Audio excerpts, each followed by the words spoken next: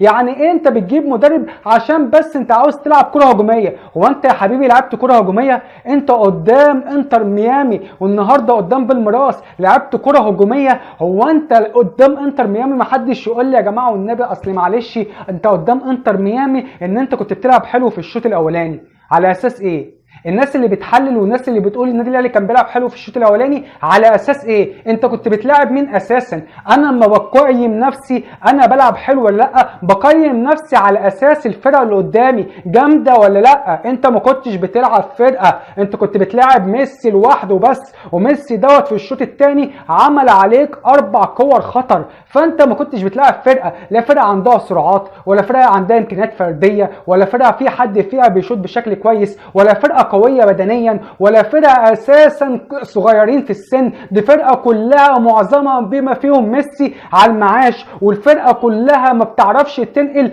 3 4 كور على الارض، وكل الفرقه بتمسك الكوره عشان بس تبص على ميسي وتدور على ميسي عشان تديله الكوره، لان الوحيد اللي ممكن يمسك لك كوره وينقل لك كوره في الثلث الاخير. غير كده مش عندهمش اي حد ممكن يمسك كورتين 3 على بعض. فانت تقول لي والله اصل انا كنت بلعب حلو قدام انتر ميامي، ده عند مين الكلام دوت؟ عشان ضيعت كام فرصه بس في الشوط الاولاني قدام انتر ميامي يبقى انت كده كنت بتلعب حلو؟ كنت بتلعب فرقه فاضيه وفرقه طول الوقت عندها مساحات، وفرقه الاثنين قلب الدفاع بتوعهم على المعاش، وتقول لي اصل انا ضيعت 3 4 فرص في الشوط الاولاني قدام انتر ميامي عشان كده انا كنت بلعب حلو في الشوط الاولاني؟